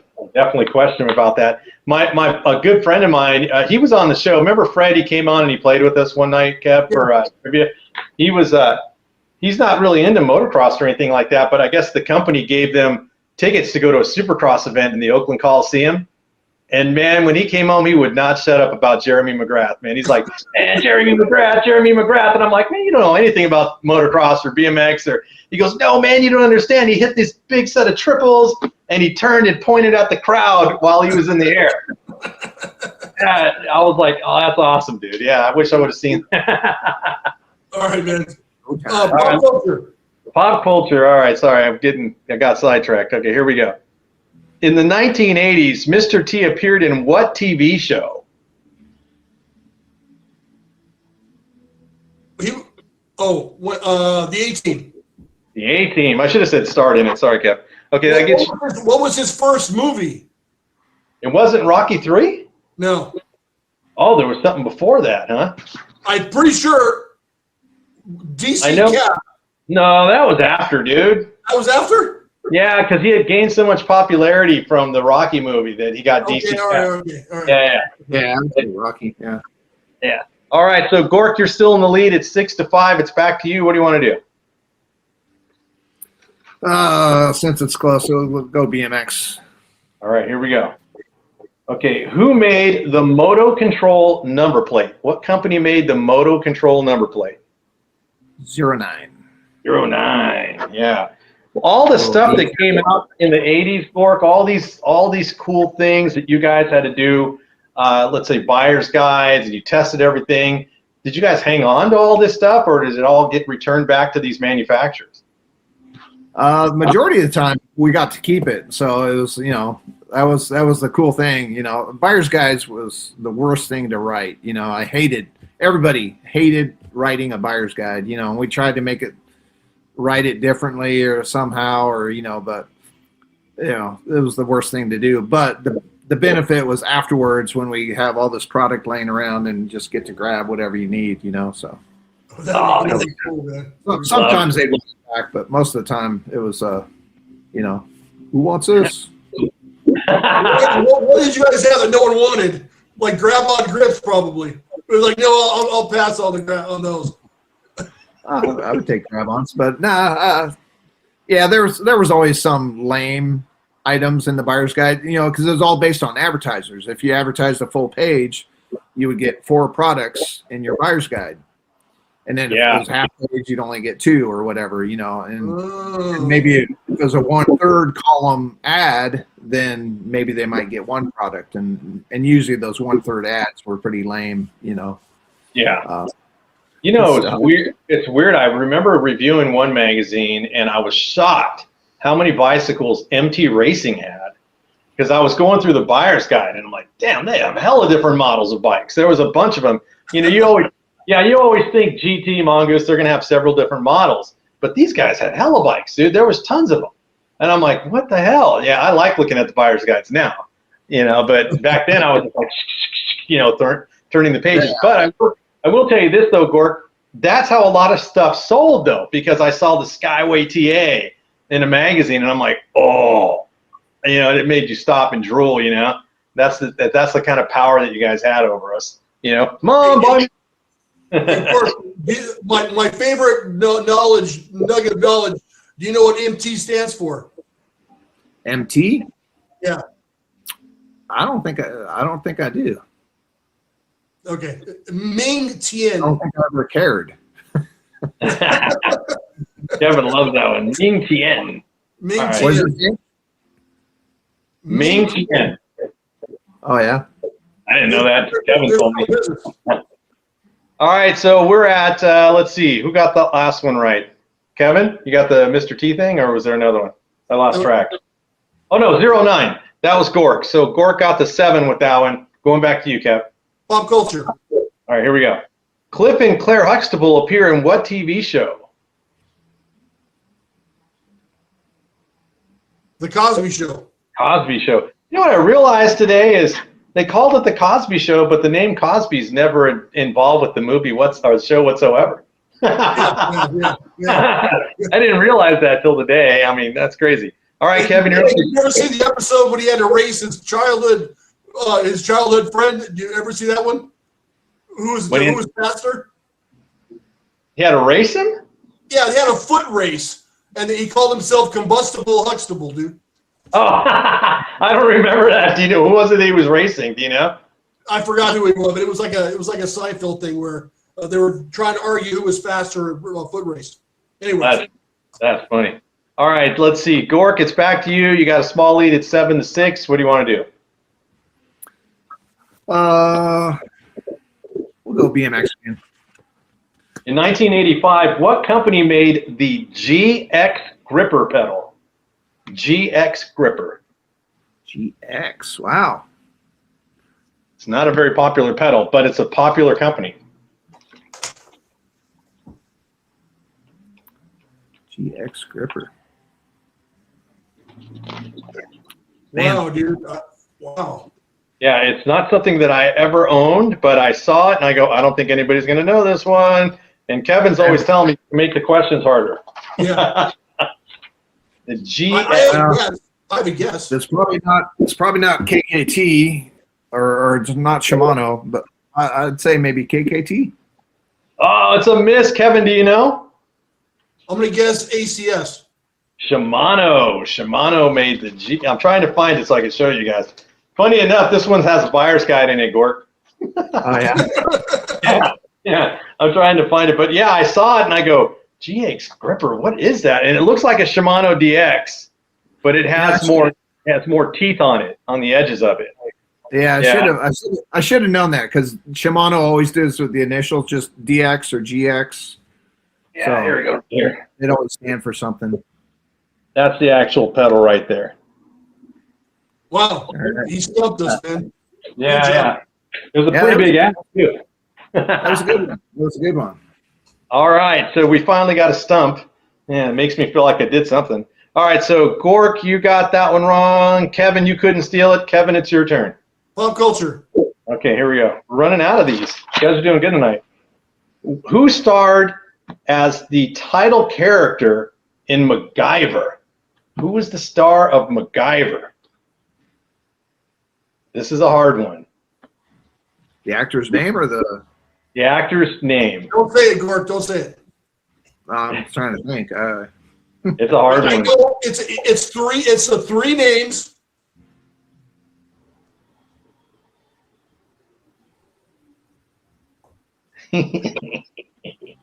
I love when I stump this dude, man. If I say two of the names, I can't remember his first name. First name, he goes first name, middle initial, last name, but he uses the whole thing. I don't know. Gork, Man, I have no idea. it's a tough one. Richard D. Anderson was MacGyver. Richard D. Anderson. Okay, that was a tough one. All right, so back to Gork. What do you want to do, Gork? Let's go with pop culture. What baseball player was banned from life from baseball for gambling on his own team? What baseball player did that? That'd be Pete Rose. Pete Rose. Good answer. Good answer. Moving you to 8. All right. He should be. I saw a documentary on him, and he goes, "What's going to happen is I'm going to die, and then they're going to put me in the Hall of Fame." And then he passed away. Yeah, I was like, "Wow, that was really weird." All right, Kev, what do you think? Yeah, you know those people with the Hall of Fame, man. You never can trust them. Or don't get under Gork's skin. He's gonna be like, "I will ban you from the BMX Hall of Fame." I got a 2054 band, dude. All right, Kev, what do you want to do, man? BMX. All right, BMX. Let's see here. Oh, okay. This one might be a little bit hard. Are you ready? Yeah. While racing for Skyway in 1985, Sherry Elliott wore what race pants?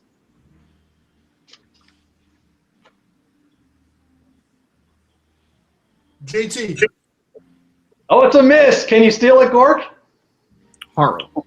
Haro. She wore Haro race pants in 1985. Now, Kevin, she started off with JTs, but in 1985, she was racing Haro pants. All right, look at Gork go. Okay, Gork, it's your turn again. Yeah. You want a little Sherry Elliott trivia? Yeah. Absolutely, So absolutely. who dropped her very first gate at her very first race? You did. Yeah, you winner. What?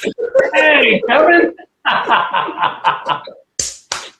Good job, Kevin. Yeah, That's a total guess, dude. I had no idea. that's my dude. Yeah, I was gonna say Clayton John because I had no idea, man. Yeah. Did you? Tell us the Did- background, Gork. Oh, I was the gate starter at Prairie City BMX. That was our local track in Sacramento, and who had any idea? Sherry and Kent, her brother Kent, their very first race. I was the gate starter. So the coolest thing is they have a picture of it. And I think one of them's wearing a Honda jersey, and I think Sherry's just wearing a puffy jacket or something. But it's rad that you can see in the gate. And there I am doing the old axe handle. Yeah, I love that, and it's so cool that you just said Sherry's in a puffy jacket, and she ends up being one of the greatest racers ever. And you probably didn't even realize it, Gork. You're like, I'm about to let a legend off the gate. You know what I mean? That's crazy. Yeah, she was awesome. Even from the get go. I mean, she won that very first race. Oh my God. Yeah, she was. And we all had to have puffy jackets in the 80s or you were nothing, dude. You had to have a puffy jacket. I can tell you right now a jacket story, dude. It was in the summer. It was Christmas break, 1983, dude. I'm in middle school. Everybody takes the 2 weeks off. You come back. Every kid had a members only jacket, dude. It's like everybody got one for Christmas. Dude, we didn't have that, dude. That was for the nerds had members only, dude. Hey, dude, in the early 80s, that was the jacket to have. I guarantee, Gork, you did not wear a members only, dude, if you were in a Saxon. No, I had a cool leather jacket. Actually, the one that Diz wore in a lot of the CW ads. That was my leather jacket. And so, yeah. Okay. Nice. Never had a members only. No. All right, well, I maybe be the last member, but I had a members only jacket at the time. Dude, those are for nerds, dude. I'll own it, dude. The whole school was wearing them. That's kind of the preppy crowd, right? And the Yeah, that's probably true. Yeah.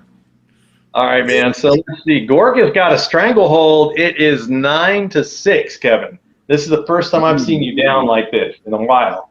So let's see. Alan Foster smoked me back. Oh, Alan, really good. Okay, so pop culture. Here we go. Let's see. The 1989 World Series coined the Bay Bridge Series. What were the two teams that faced each other during the Bay Bridge Series? Is that when Kirk Gibson knocked out the stand-up home run? That No, was that was early 80s. 1989. It was the Dodgers and the Giants. It's a myth. Gork, do you know? Baseball sucks. I have no idea. Oh, man, you guys are so SoCal. It was the Oakland A's and the San Francisco Giants, for God's sakes. The Bay Bridge Series. Yeah. Is that the World Series that the earthquake happened in the middle of? Exactly what happened. Yeah, I remember, Gork, I was working at a pizza joint, and we had the game about to start. We had it on the radio, and the earthquake hit. It was like right before 5 o'clock, and I just got into the kitchen, and the whole kitchen started moving back and forth. Man, we had this big, like a stainless steel make table, and I was holding it against the wall because it was rolling towards me. And we had this stoner guy that worked there. His name was Bob. And I go, Bob, we're having an earthquake. And he goes, whose birthday is it? I'll never forget that, man. All right, man. So we're looking pretty good. We're at 9-6. We're going back to Gork. What do you want to do? Let's go pop culture. Just don't give me a baseball question. All right, here we go. In November 1983, what toy created riots because of its shortage of inventory? November 1983. It was the big craze. Everybody had to have one. Man.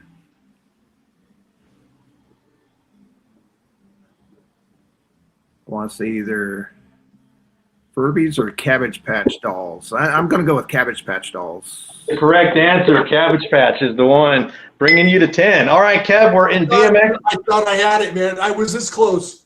You're like, I miss it. All right, Kev, it's all BMX from here, dude. You guys polished off all the pop culture.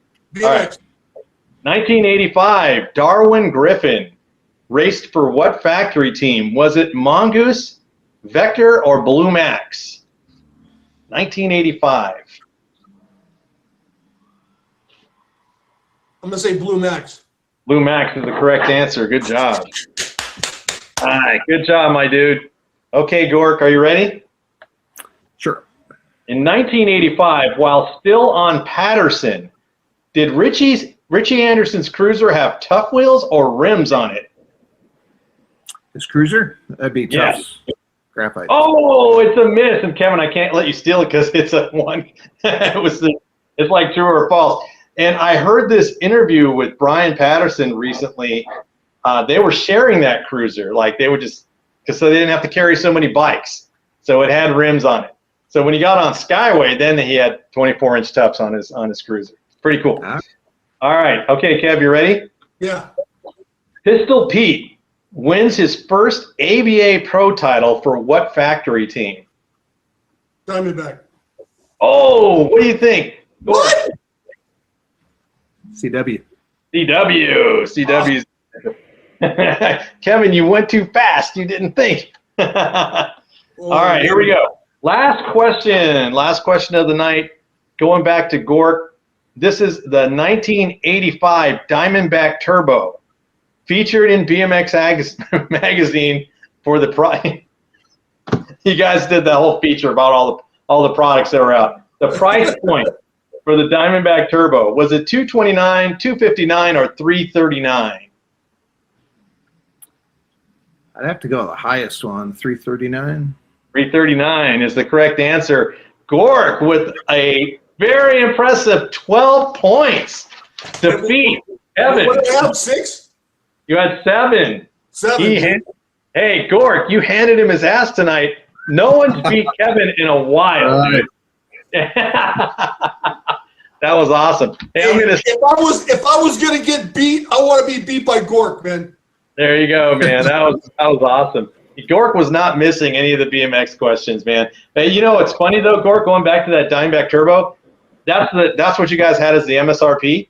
But if you walked into a bike shop, it was like $500. They marked. Yeah, I was gonna say, I'm surprised. I knew it was the highest one, but I'm surprised it was that low. Yeah. Wow. That's what you guys had marked as the MSRP, you know. And you know, when you're shopping for bike parts back in the day, you know, you can't go off those product guides, man. You got to actually go into all the ads at like First Class BMX and all those guys. How much is this going to cost, you know? Yeah. But that was awesome, man. A great time. Great time. All right, Gork. Hey, Gork, it's been a I know you're on a different time zone, man. We could talk to you for 2 days. Thank you so much for coming on, man. It's a pleasure meeting you. And we are going to take you up on that offer. We will be, what time do you open tomorrow? We're going to be there, man. Be there at 8 o'clock. Man. Yeah. Well, you guys should come out for the Hall of Fame one of these days. We'll be announcing the Hall of Fame induction in June. We're just doing the selections right now on who makes the grade 8, and then goes out to vote. And you know, how do we vote for that, or can the public vote for that? No, it's all closed voting, right? We do. You know, we have a list of about 400 and probably 80, almost 500 people. But you know, you guys could qualify as a media, you know, a knowledgeable, you know, because there's no magazine. So yeah, let's talk about that. Maybe we can get you guys a vote.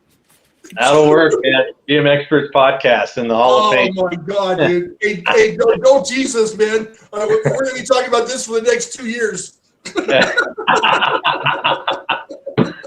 Hey, Gork, thanks. As long as you vote for Howie Cohen, man, he keeps getting long forgotten. So Howie Cohen, hopefully this will be that's what I'm rooting for. Nice. You got it, man. He's got our vote. Man. Hey, Gork, that was Thank you so much, man. Yeah, I've been reading about you and seeing you in magazines my whole childhood, dude. Absolute pleasure talking to you tonight. No, like I said, watching some of your BMX Action magazine walkthroughs, and it's just it was cool. I was watching it the other night and was telling my wife, I'm like, man, look, they're reading Dear Gork questions, and Danny's gonna be a huge BMXA fan, so I'm glad to finally meet you guys. And right on, man. Yeah, I love reading those. Dude, I still get excited. Everybody makes fun of me. You get so excited reading the magazine. I go, I know, because people want to hear me talk about the magazine. No one cares other than the fans. Hey, Gork, he reads the table of contents, the copyright date. He reads everything, man. Yeah. We gotta get you some magazines with covers on them, though. I saw a couple that it's like there's no cover, man. That's the best. I have to superimpose the photo on top of the magazine because, these things are so old, man. And I feel guilty if I pull one out and I cut pictures out of it when I was a kid. I'm like, oh man, that whole page is missing. That's how authentic it is, man. So my cousin gave me a stack, and I just gave them back to him during Easter. Yeah, I said, here's all your magazines, dude. And I said, I got to find more, and people offer them to me here and there. And I go, yeah, send them. I made a stupid mistake, Gork, of selling those things on eBay. I really want to kick myself for doing that, now that I need it. I would. My only suggestion is you should film it from straight down, because it's always at an angle. So, you get a distorted view. It'd be cool to see it just looking straight down. Yeah. So You're not the first person that's told me that. I got to figure out how to do that because somebody said there's a glare on the magazine. I can't see it. I'm like, okay, man. I'll figure it out. Hey, Gork, doesn't Danny has a voice to put you to sleep at ease, right? It's like a velvet, like he has a velvet voice when he's talking, man. I'm like, oh, I feel so comfortable. Yeah, a friend of mine told me that the other night. She goes, I put your videos on at night so you get more watch hours. And I go, oh, that's cool of you. And she goes, yeah, it helps me fall asleep. And I'm like, what the hell? That's not. All right, man. All right. Yeah, thanks, guys. Gork, it's been a pleasure. Thanks, Gork. All right. Thanks, man. Good night, man. Peace out. All right. Kevin Wilson, that's another one in the books for us, man. That's a huge monster guest. This could be my favorite episode of all time, dude. Yeah, that was so fun, and it was so easy to ask him questions. Things just kept rolling off the top of my head. Oh, I got to ask him this. I got to ask him that, and he's such a cool dude, man. I loved it. Yeah, I'm speechless, dude, and I don't know what to say. It was awesome. Some of the questions that I've had since I was a little kid, I've got answered tonight, dude. This is fabulous, dude. I loved it. Yeah, this is why I wanted to do this podcast. Hey, dude, and like I said, we started off just talking about these people because we looked up to them, and now we actually get to talk to them face to face, which is insane to me. I still don't believe it half the time. And I don't know. We just got a word from Shane Wimberly. We're booked until August. I'm like, what the hell? Me and Kevin are on this text stream with Shane. Shane's the producer. That dude will go, okay, guys, what do you think about this date? And I go, dude, I honestly can't tell you what I'm doing 2 months from now. So just book it. Book it, man. Book it. Dude, we'll figure it out later. Dude, for everybody that's watching, even though Danny and I are the guys on camera, we have a 3-legged stool on this podcast. And Shane is probably the most important leg on the stool. Absolutely, yeah. And we're three equal partners in nothing, right? We each have a third in nothing, but we're equal. So Shane is by far the most valuable player asset on this podcast. I can't say enough good things about him. That dude does not stop, man. He talks to us every day with either show suggestions, topics, or guests. And I go, I don't know how you come up with all this stuff, dude. But it's luckily we got him on our team, man. Do you know what he told me that last week? He called me and said, when we first brought Shane on and we were talking about the show, and I said if I'm not available, maybe Shane can step in if I'm not available. Do you remember that conversation? Yeah. So Shane called me. He goes, "Dude, I've been thinking about it, man." He goes, "If you can't make it, we cancel the show because the banter between you and Danny is too good, and I could never replace that. So if for any reason Kevin can't make it, we cancel the show." And I was like, "Wow, dude, how magnanimous is that?" Yeah. Say something like that, dude. That's a guy that cares about the show. 100%. He steps out of the spotlight. He hasn't been on the show in a while. Yeah. You know, and like I think it's probably been 6 months since he's been on, but he's 100% on board every day, you know. And sometimes it's in the middle of the night. I'm like, guys, I'm sleeping. I love it though, man. I love his enthusiasm, man. I love it, man. Well, thank you very much for joining. Thank you very much for great questions, Danny. And as Gork alluded to, Danny has his own YouTube channel. And where can people find your magazine reviews, man? You can find me on Danny Pena BMX Racing on YouTube. BMX magazine reviews, race reviews, all BMX content all the time. Please like and subscribe. And I'm going to try to get some footage of Kevin on the track. Let's go. Yeah, and we're racing Saturday or Sunday, so it's gonna be it, man. Bakersfield. If you're in Bakersfield, you want to come out and say hi. We're gonna be at the National on Sunday, so come on out and say hi. All right, man. Sounds good. All right. If you would like to support the channel, BMXPERTS And until next week, the track is closed. See you, Kevin. Later, man.